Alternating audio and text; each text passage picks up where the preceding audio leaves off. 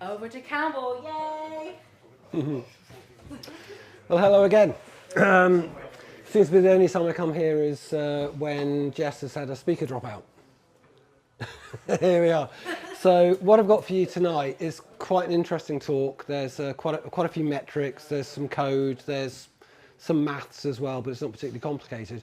And it's quite embryonic. So don't get the idea that this is like a really mature presentation or talk. It's something I've been thinking about and working on actually really recently. And I'm going to show you through and walk you through a few concepts around the CVSS framework to see what we can actually pull out of it. And what I've learned over the last sort of like, I guess probably sort of 3-4 weeks of actually really looking into this is quite interesting. And it's actually quite useful, believe it or not.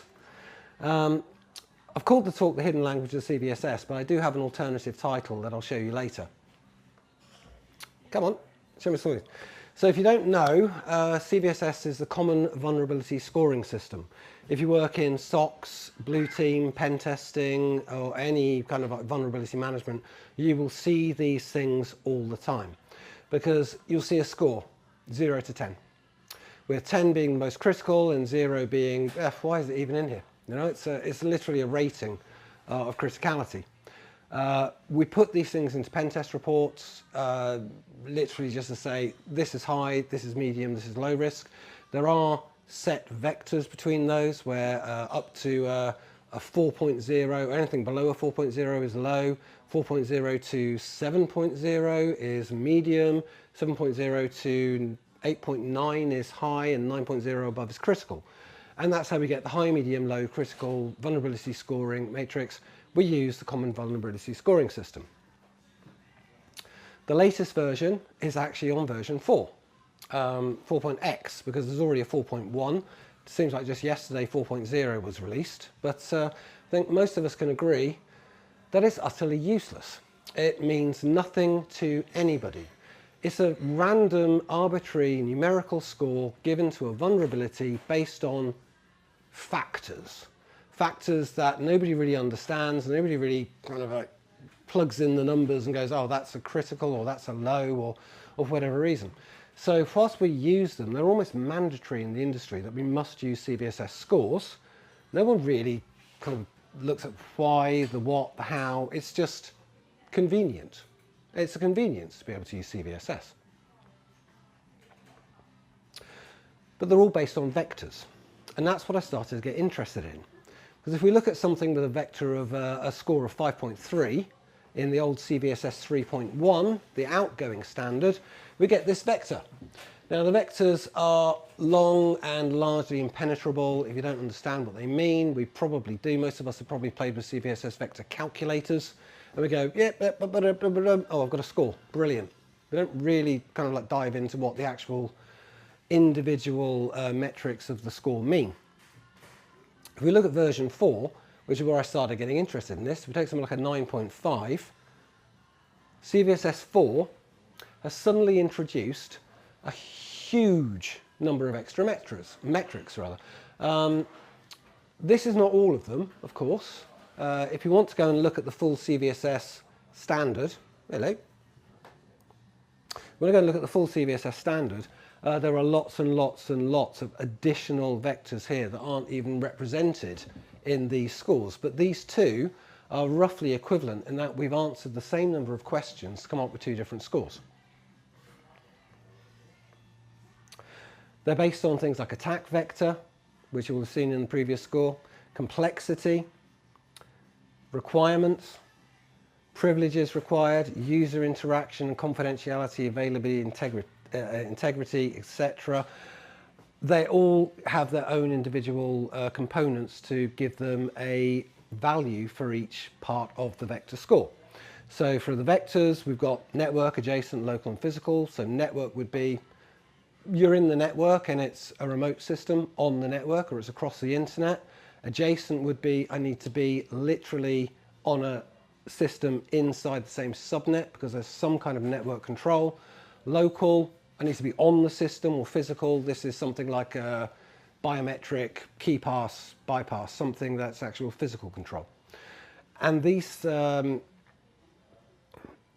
excuse me, these vectors are pretty easy to understand. That's possibly why the CVSS system has become widely adopted, is that you look at it and how it's scored, it's not particularly difficult to grasp. And it's quite easy to like spin out a score. You may not agree with the score. In fact, I think most people don't agree with the scores, but you don't need to agree with it. You can generate it using some fairly simple questions and answers, I guess. And if you want to see the full list of the CVSS4 vectors, I haven't got an internet connection, but if you go and look at the version 4 calculator, it scrolls and continues to scroll because there are metrics and subsequent metrics and adjustment metrics and all sorts of things you can add to this. So the CVSS4 vector that I showed you before, being a bit longer than 3.1, if you went for the whole thing, it's literally a novel in itself. And you have to ask yourself, why? Why does somebody go to the effort to generate all of this, build calculators for it, publish them online, get them adopted by NIST of all people? Why? What's the point of it? We look at them as being, oh, my slides are out of order. We look at them as being a useful tool to generate a score from 0 to 10. But if we have a look at how the scores are actually generated, and I'm going to jump between screens, unfortunately. So let's pull this one up. We go to create a new finding here. We can pull up anything. There are online calculators. This is my tool calculator for generating base score metrics. Let's pick a vulnerability. Anybody want to nominate a vulnerability to score? Eternal blue. Sorry? Eternal blue. Eternal blue, fantastic. Well, that's a network vulnerability. So our attack vector is on the network. Basically, that could be across the internet, it could be local network. Attack complexity is pretty low. Oh, I'm in the way. Sorry. Attack complexity is pretty low because it's a really, really mature exploit, or at least that's how you would interpret it. But the truth is the attack complexity for Eternal Blue is actually very, very high. It's not an easy exploit, it's a very complex system overflow. So we're actually going to change our complexity to high. Attack requirements, largely present. If you're on the network and you've got access to a machine that's reporting itself as being vulnerable to Eternal Blue, and honestly that was 2017. Yeah, 2017. If you're on a network, you're asking for trouble. So let's just say the requirements are present. Privileges required? None. This is a remote exploit, full takeover of a machine, no user accounts, no local privileges. I don't need to be logged onto the machine. Nothing required. User interaction? Nothing. You can see with CVSS, it works. If you start to work through an exploit and the vulnerability, these questions make sense. I mean, we'll finish it off. Vulnerable system availability depends on what you're actually going to compromise. This is a slight modifier to the score at the moment. Let's say it's medical data. So we're going to say the confidentiality or the availability is high, the confidentiality is high, and the integrity is high. We have in version 4 subsequent scoring metrics, of which there are lots more than are represented here. Whilst the base metric might be that the confidentiality is high, what about the controlling factors? Are there any mitigating factors thrown in there? Do I need to have physical access to a building? Does that change the score in any way? So let's say I require physical access to a building, probably drop the security requirements to medium because I need to I need to exploit something to gain access to something else to then affect my, my exploit against Eternal Blue. The maturity for Eternal Blue, yeah, I think we can call that attacked endlessly, quite a lot. Can it be automated? It definitely can. And can it be automatically recovered? Well, if you patch your stuff, yeah. That gives us a score, 7.9. There we go. In that context, where we've changed our vulnerability vectors a little bit with subsequent scoring, to say that we have to exploit something and gain access to a building to actually leverage that vulnerability, our score drops a little bit because Eternal Blue is obviously a critical vulnerability. Question about that. But that generates, a vector. So we have to ask ourselves,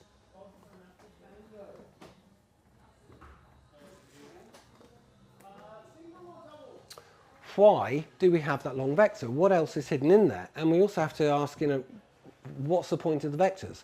Now, we sometimes see them included in pen test reports. Anybody here pen tester? Do you include CVSS vectors? As little as possible. As little as possible, yeah. Why do you include CVSS vectors? Because the client asked me to. Because the client asked you to?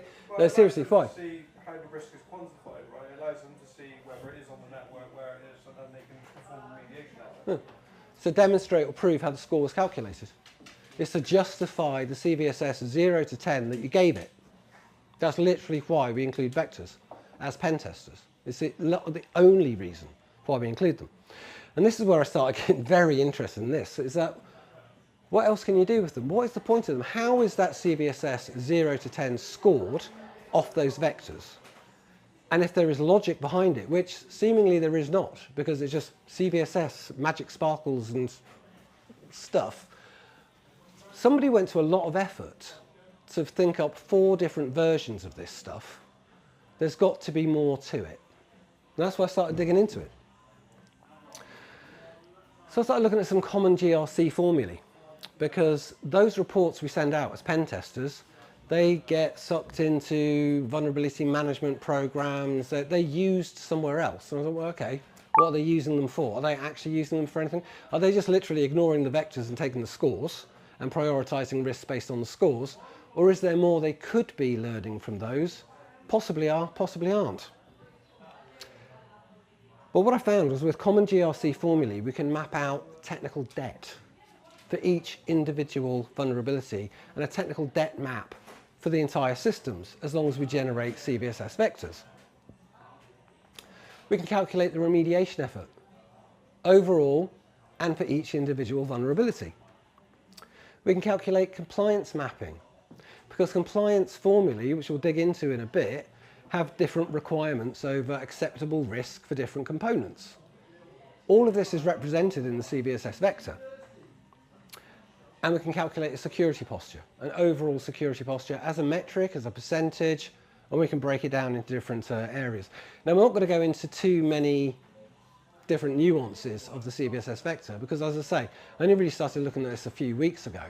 So what you might do, what I'm going to show you now, is different calculations, different bits of script, and there's a couple of demos and things to show you, what can we actually do with this and how we can map it across. If it's wrong, it's wrong, okay? I've just thrown this together very quickly.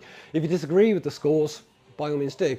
I'm going to make the code available for you for what you're going to be demonstrated today. So if you want to tweak it to your own values and interpretations, absolutely fine. Come on. So we need to first understand how the CVSS score is made. So that's 0 to 10. And that's what I've had to really understand first. Now, CVSS components have a weighting.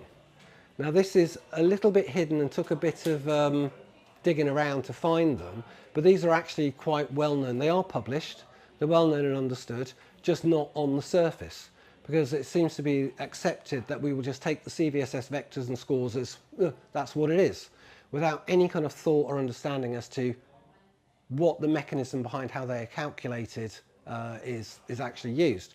So I managed to extract these. We can look at attack vectors. If it's network, fairly straightforward. It's right there, it's on the network, it's local. It takes a higher weighting than if it's physical. If it needs to gain physical access to something, obviously it's going to have a lower weighting. And we see this thread of logic, which it is. How they came up with these numbers, I don't know. I'm just the messenger. Attack complexity as well. If it's a low complexity, it's obviously going to carry a higher weight than a high complexity attack. If the requirements are not, if there are no requirements required, easier than you have to present the requirements. And again, with privileges, we see these weighting components all the way through. User interaction is a great one, something like SQL injection, no user interaction, but someone clicking a phishing link, well, that requires some active participation, so it carries a lower weighting. Again, even with the impact components, they're all individually weighted. So your standard CVSS 3.0, 3.1, 4.0, 4.1, which is in beta already. Wait for the train. a long one. There we go. Are actually documented and are available if you dig around enough for them. So if we look at how we can map formulae to CVSS at something like technical debt, if you're anybody here GRC? Funny how no one admits to working in GRC. Brilliant. Technical debt is a formalized calculation. So you can take the vulnerability impact times the time decay, the exploitability factor and the asset criticality, and 3 of those 4 things you can actually extract from a CVSS vector because it's all there. If you look at remediation effort, base effort, complexity multipliers, scope multipliers and priority weight, 3 of those 4 can be extracted from your CVSS vectors if you look at how they're scored. There are more. Come on. Resources for remediation. Resources required for remediation, should I say. Remediation effort, team efficiency and availability. Now, we can't pull a lot of that out of CVSS, but we can certainly pull the remediation effort out of it just by looking at how available remediation tools are. And a maturity index as well. There's quite a lot that we can just drag straight out of CVSS vectors. So we're going to do one calculation only, which is a technical debt calculation. And because if we went through all of them, it would take forever. This is really, really complex. And as I said, this is quite embryonic. So I've just mashed a bunch of stuff together for you today. So technical debt calculation, just to remind you, vulnerability impact, time decay, exploitability, and asset criticality. Now, 3 of those 4 are very, very strongly represented in CVSS vectors if we look into them. So vulnerability impact is basically your confidentiality, integrity, and availability. Simple as that. We've got those in our CVSS vectors. Time decay, the maturity of the vulnerability. As in, you haven't patched this, it's 2 years old, that gives you a higher score. Now that's not represented by CVSS, but we can have a bit of a stab at it. Exploitability factor, we have those. The attack vectors right in there. We have the weighting for them. The attack availability, we have the weighting for those as well. So we can apply these into our calculation. And a business-defined multiplier. Again, we also have this in our CVSS vector. Whilst it's scored from 1 till 5, and we only actually have 2 different options in the CVSS, we can weight this however we want. As I said, you know, the calculations that I've created, they're not perfect, so they can be tweaked, but for demonstration purposes, they're pretty good. So if we take a look at one, I've got an example here, lack of account lockout mechanism. As in, you can brute force an account, it doesn't lock you out after 5 attempts, or whatever the current requirement or recommendation is. That currently covers CVSS of 7.5. For our vulnerability impact, our confidentiality, integrity and availability scores are 0.77 based on the CVSS scoring metrics. Yeah. So we've got one calculation. Time decay. This is the one we can't calculate with CVSS vectors alone because it depends on the age of the exploit. Now, in this case, I've just given it 1 because it's a mature exploit. You know, it's been there forever. We can give it more, we can give it less. It's largely irrelevant to the actual technical debt. Exploitability factor, we can take the complexity of the attack, we can take the requirements for the attack, and we can take the availability of the exploits straight out of the CVSS vector and apply our scoring matrix to them. So we can gather a score. Asset criticality. We've already said that the security requirements for this particular issue are low. So based on our business criticality, we'll just give it from 1 to 5, 2. You know, I don't know. There's no other way of doing this. We have 2 choices. The GRC calculations have 5. I picked 2 because I needed a number. And that gives us a calculation. There we go. Technical debt equals 0.77 times 0.2, 0.79 times 2, which I arbitrarily plucked out of the air. Because the technical debt score is 0.24. Now, technical debt on a matrix can never be more than 1.0 because it's a percentage from 0 to 100. And that just literally means, by definition, that the technical debt score for that vulnerability is 24%. It means that the cost to fix it is going to be about 24% of the original cost to develop it. And that's the purpose of technical debt. Now, we hear the term quite often, but just straight out of CVSS vectors for a vulnerability, we can actually start putting some numbers into technical debt. Remediation effort is another one. Now, I'm not going to do a calculation for this because I think you kind of get the idea. You can take the technical debt, looking at the remediation effort, you can take your base effort, your complexity multiplier, which I'll go into in a second, and your scope multiplier by the priority weight. And again, the priority weight can be pulled out of CVSS because it's the security requirements of the tool. So when we start to look across the GRC framework of what the requirements are against compliance and against different calculations, we can see that whilst it's not perfect, it does kind of like start to slot in.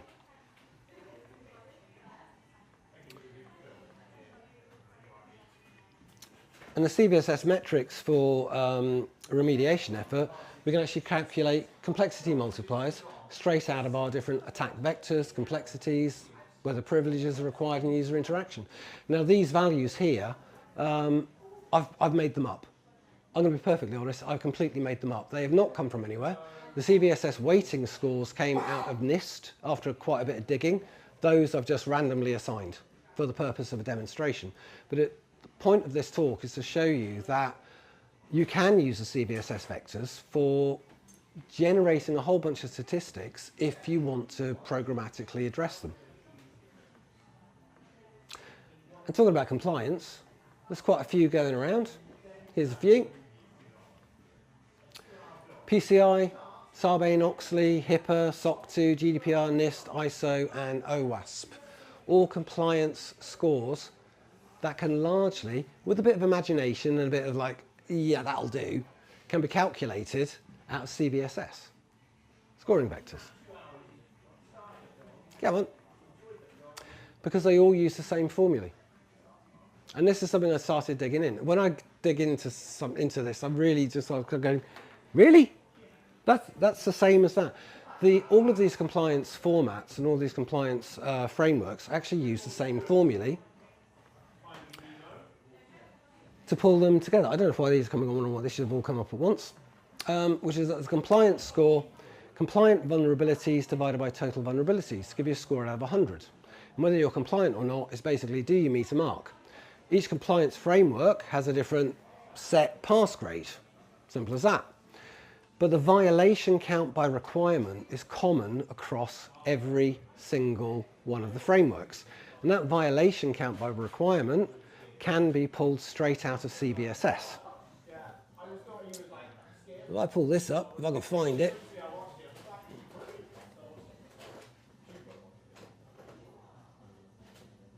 Oh, hello. You can't see. I'll get out of the way in a minute. So what I discovered was that different frameworks, and I know this is very, very small, this is a NIST framework, is that we can take the different requirements from every different framework and map them straight on to CVSS. Pretty obvious, really.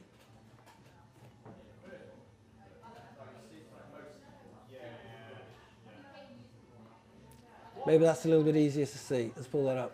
Do you see that, Matt? Do you see that? Yes. Sorry? Cool. You can see that. So here's a little bit bigger. This is the OWASP mapping to CVSS. So these are the top 10 vulnerabilities. And let's be honest, actually being OWASP compliant is nearly impossible in any web application because it's fucking nonsense, frankly. So broken access control. If you score either of those, N or L, you have an access control issue. If you start to actually interpret them. Now, I spent way too long actually just reading through the standards and then mapping them back into CVSS. This is probably wrong. I'm not saying it's right. but it does go to show what you can actually do.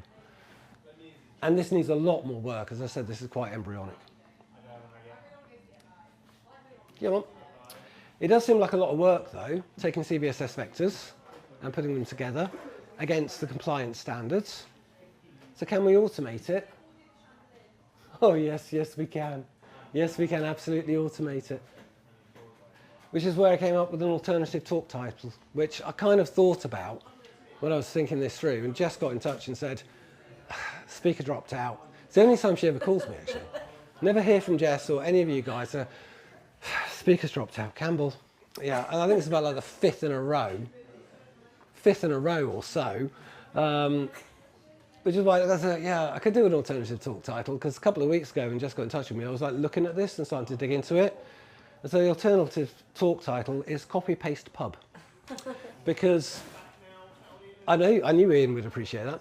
Because as pen testers, we find vulnerabilities, we run all of our cool tools, we verify them, we gain access, we move laterally, we press our buttons on our CVSS scoring, and then we've got to write an executive summary. And we all just go, oh, for God's sake, really? Oh, right, yeah, all right. Well, look, do I have to? Because there's like all this really cool stuff. Have you seen what I did here? That was really cool. I wrote my own script to do that. No, executive summary. Please, now. And that's what I thought. Oh, come on. We could automate most of these calculations. I've already shown you a glimpse that there's some script there that maps stuff. So what we're going to do is have a look at some bits and pieces. Now, I am going to make this available to you on GitHub. I've written a CVSS management metrics guide with all of my thoughts for technical debt quantifications, remediation effort estimations, the lot, risk matrix generation. I really kind of got a little bit too much into this, if I'm honest, in the last few weeks. Compliance mapping standards, all sorts of stuff going on in it. And I pulled out lots of different mathematical formulae as well. So including the base score components, which I've already shown you. I've also included here temporal components. There's quite a bit going on. Got all of the calculations for different compliance formulae and debt formulae. All just that in there. And this is on GitHub, and I'll give you the link at the end of the day so you can see it. But what we've got today is I've hard-coded into the, you really can't see that, can you? I've hard-coded into this a bunch of vulnerabilities. So we've got SQL injection. In fact, I can actually show you them on here because I've got them in here as well. So we've got privilege escalation, SQL injection, buffer overflow, cross-site scripting, a DOS, and some information disclosure. And whilst this doesn't have any actual information in them, they all have valid CVSS version 4 vectors, which have been calculated based on imaginary vulnerabilities that I just came up with when I was writing the talk. So they're reflected in this tool here, but I've literally hard-coded them into this script. So the point of the script is to map all of the effort across. I'll try and find it now. Oh, there we go. Across the different compliance frameworks, where I've tried to map requirements against the CVSS actual vectors, match them, and produce some automatically generated stats and reports. Is it going to work, Ian? In reality, no, it's not accurate.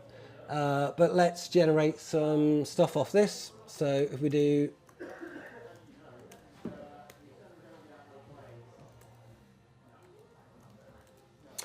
just going to run a report demo on this. Fingers crossed this works. It worked earlier.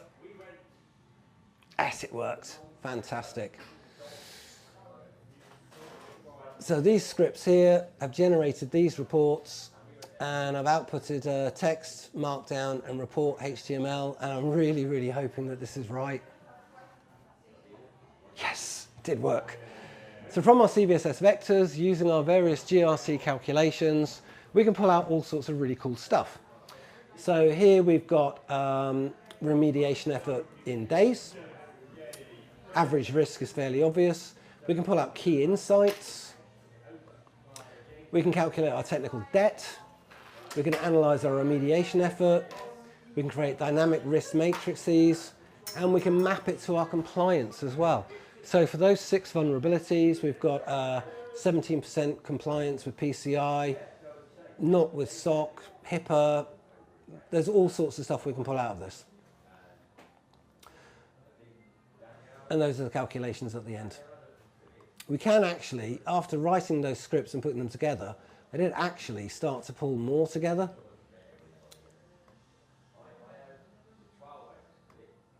Whereby I've actually also done the calculations for some other GDPR, NIST, ISO 27001 and OWASP compliance as well. So all of this is available. I'm not saying it's perfect by any means, and some of the numbers that are used in the calculations I have literally made up because they don't exist. But it is a good demonstration of why CVSS vectors can actually be quite useful. In terms of the copy-paste pub, what we can do as pen testers, we hate, absolutely hate, writing any kind of reports whatsoever. So we can just chuck that into our executive summary for our report, chat GPT it, get it to dress it up a bit, copy paste, off to QA, down the pub. What? I ain't putting client details into ChatGPT. Yeah, but you can put the CVSS findings. There's nothing there that's even remotely No, I won't put that into things like that. related to the client. But in terms of an executive summary, however you want to write it, this gives you a really good basis to actually start giving the client useful metrics based off the CVSS vectors that you have generated while calculating their pointless scores. And when we say pointless scores, if you've used CVSS version 4, you will know that it is absolute garbage because it's either very, very high risk or very, very low risk and absolutely nothing in between.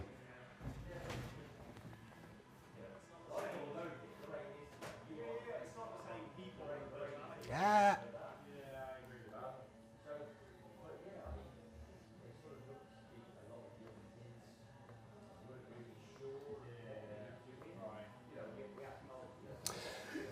So the moral of the talk is don't underestimate how much someone like me will put into doing less work, because that's been 3 weeks of fairly dedicated research and coding to basically pull out a bunch of useless statistics for pen test reports I will probably never use. But as an educational and learning experience, it has given me a deeper understanding of what CVSS vectors are actually useful for. And I'm sure there are plenty of people out there in the world who are not me, who kind of actually value the CVSS vectors for possibly the same reasons I do. So, I have put those scripts that I've demonstrated today up on GitHub. They're on our Sodium Cyber GitHub. Just literally just dump them up there. So if you want to grab those and have a play around with them, see if they're any use to you, by all means do. They're under an MIT license, so do what you like with them. I'm not bothered. And that is everything for you today. So I hope you found it useful.